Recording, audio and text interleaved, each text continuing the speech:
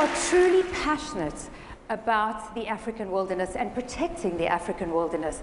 And so what we've done is we've focused on iconic cats.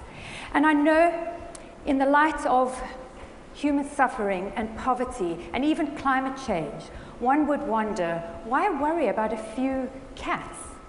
Well, today we're here to share with you a message that we have learned from a very important and special character, this leopard.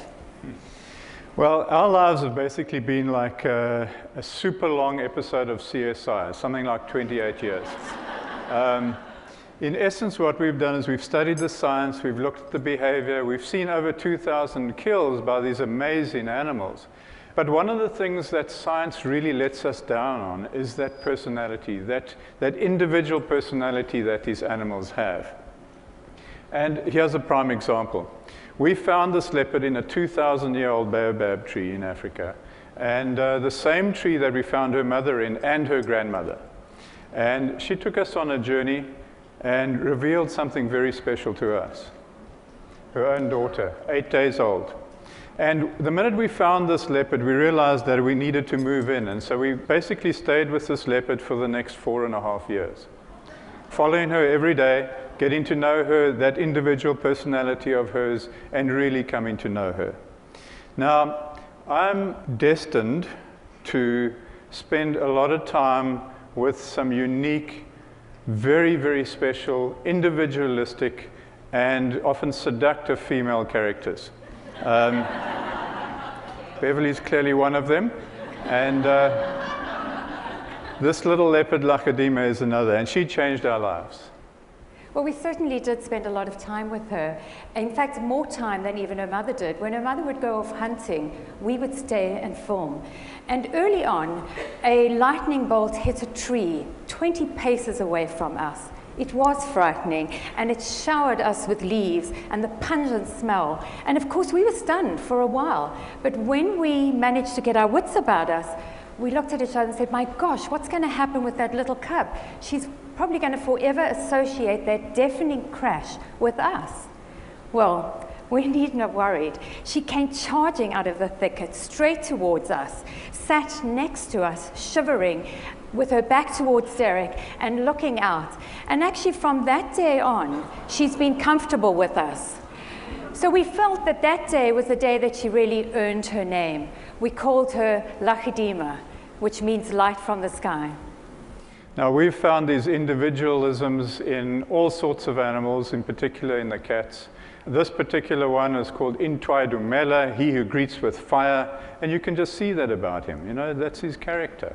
But only by getting up close to these animals and spending time with them can we actually even reach out and dig out these personal characters that they have. But through our investigation, we have to seek the wildest places in Africa. And right now, this is in the Okavango Delta in Botswana. Yes, it is swamp. We live in the swamp in a tent. But I must tell you, every day is exhilarating. But also, our hearts are in our throats a huge amount of the time because we're driving through water and it's the unknown territory. But we're really there seeking and searching and filming the iconic cats. Now, one of the big things, of course, everybody knows that cats hate water.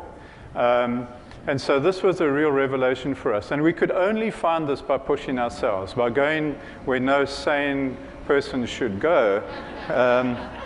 Not without some prompting, by the way, from Beverly. And just pushing the envelope, going out there, pushing our vehicle, pushing ourselves. But we've managed to find that these lions are 15% bigger than any others, and they specialize in hunting buffalo in the water. And then, of course, the challenge is knowing when to turn around. We don't always get that right. And on this particular day, we seriously underestimated the depth. We got deeper and deeper until it was at Derek's chest height. Well, then we hit a deep depression, and we seriously submerged the vehicle. We actually managed to drown $2 million worth of camera gear. We drowned our pride, I must tell you, which was really serious, and we seized the engine. And of course, one of the rules that we have in the vehicle is that he who drowns the vehicle gets to swim with the crocodiles. You'll notice also that all of these images here are taken from the top angle by Beverly, the dry top angle, by the way. But all the places we get stuck in really have great views, and it wasn't a moment, and these lions came back towards us, and Beverly was able to get a great photograph of it. But we truly do spend day and night trying to capture unique footage. And 20 years ago, we did a film called Eternal Enemies, where we managed to capture this unusual, disturbing behavior across two species, lions and hyenas. And surprisingly, it became a cult film. And we can only work that out as if people were seeing parallels between the thuggish side of nature and gang warfare. It was amazing because you can see that this lion is doing exactly what his name, Intwaidamela, represents. He's focused on this hyena, and he is going to get it.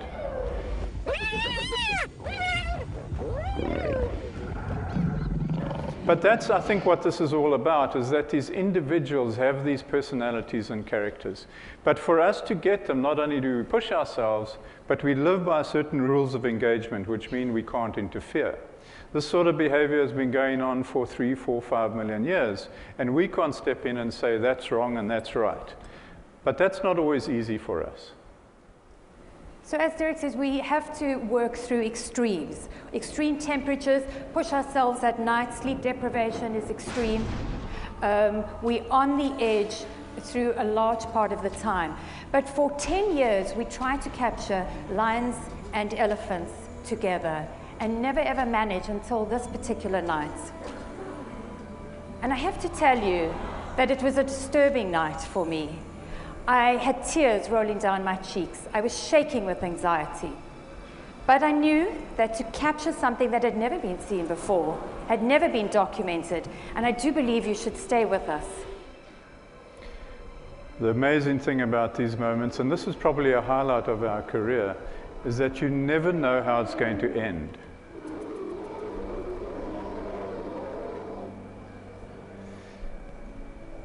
Many people believe, in fact, that death begins in the eyes, not in the heart, not in the lungs.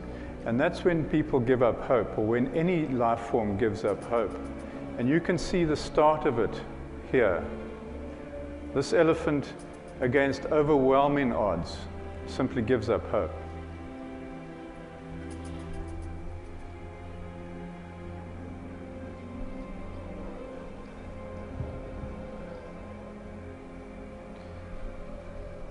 But by the same token, you can get your hope back again. So just when you think it's all over, there's something else happens. Some spark gets into you. Some sort of will to fight. That iron will that we all have, that this elephant has, that conservation has, that big cats have, everything has that will to survive, to fight, to push through that mental barrier and to keep going. And for us, in many ways, this elephant has become a symbol of inspiration for us, a symbol of that hope as we go forward in our work.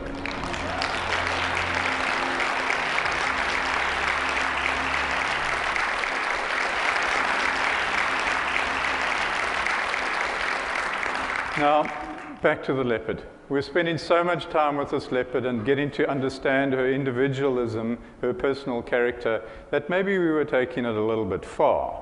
We were perhaps taking her for granted, and maybe she didn't like that much. This is about couples working together, and so I do need to say that within the vehicle we have quite strict territories, Beverly and I. Beverly sits on the one side where all her camera gear is, and I'm on the other side where my space is. These are precious to us, these divides. But when this little cub saw that I had vacated my seat and climbed to the back to get some camera gear, she came in like a curious cat to come and investigate. It was phenomenal, and we felt grateful that she trusted us to that extent. But at the same time, we were concerned that if she created this as a habit and jumped into somebody else's car, it might not turn out the same way. She might get shot for that. So we knew we had to react quickly. And the only way we thought we could is, without scaring her, is to try and simulate a growl like her mother would make, a hiss and a sound. So Derek turned on the heater fan in the car. Very innovative. It was the only way for me to save the marriage because Beverly felt she'd been replaced, you see.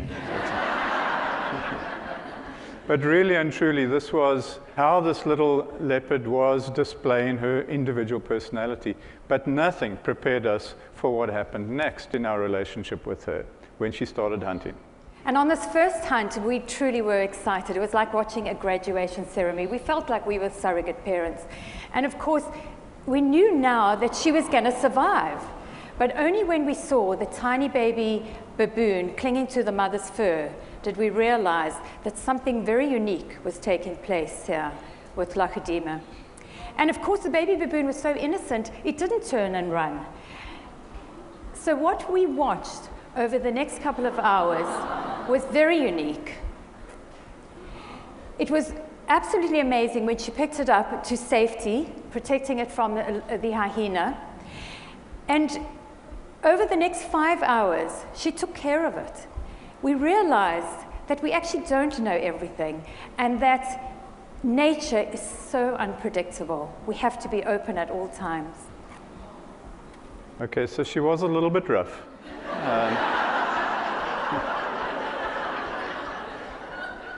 But in fact, what we were seeing here was interesting because she is a cub wanting to play, but she was also a predator needing to kill, and yet conflicted in some way because she was also an emerging mother. She had this maternal instinct, much like a young girl on her way to womanhood. And so this really took us to this new level of understanding that personality. And of course, through the night, they lay together, they ended up sleeping for hours. But I have to tell you, everybody always asks, what happened to the baby baboon?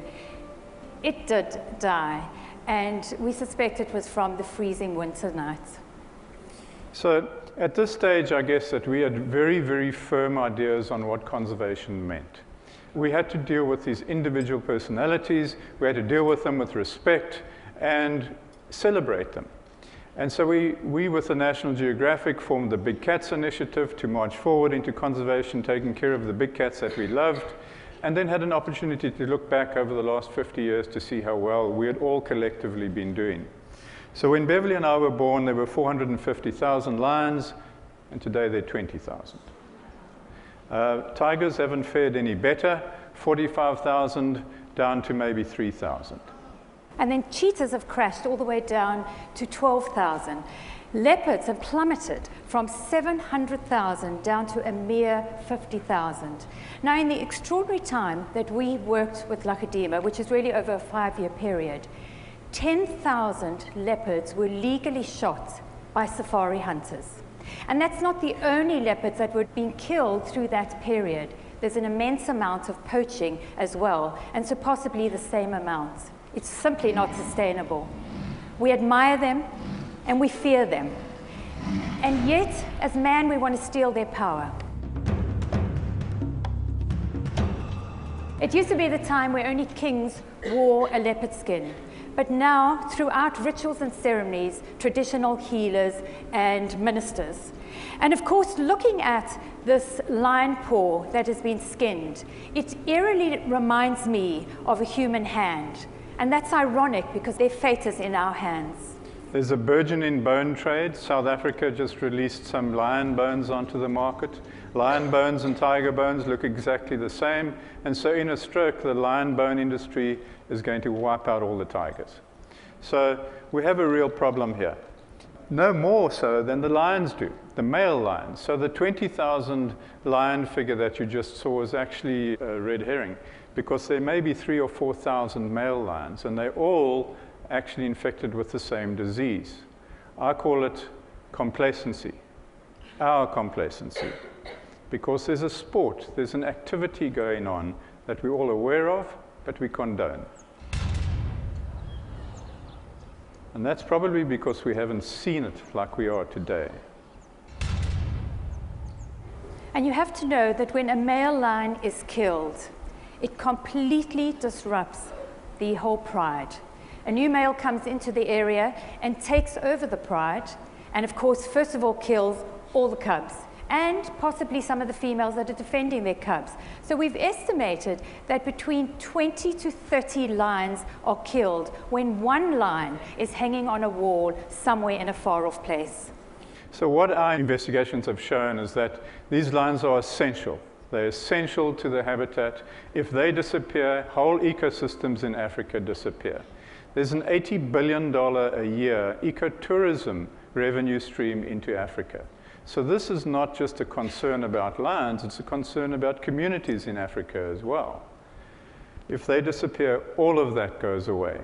But what I'm more concerned about in many ways is that as we de-link ourselves from nature, as we de-link ourselves spiritually from these animals, we lose hope. We lose that spiritual connection, our dignity, that thing within us that keeps us connected to the planet. So you have to know, looking into the eyes of lions and leopards right now, it is all about critical awareness. And so what we are doing, in February, we're bringing out a film called The Last Lion. And The Last Lion is exactly what is happening right now. That is the situation we're in, the last lions. That's if we don't take action and do something, these plains will be completely devoid of big cats. And then in turn, everything else will disappear. And simply, if we can't protect them, we're going to have a job protecting ourselves as well. And in fact, that original thing that we spoke about and designed our lives by, that conservation was all about respect and celebration, is probably true. That's really what it needs. We need it. We respect and celebrate each other as a man and a woman, as a community, and as part of this planet. And we need to continue that. Oh, and Lachadima? Well, we can report, in fact, that we're grandparents. Thank you very much.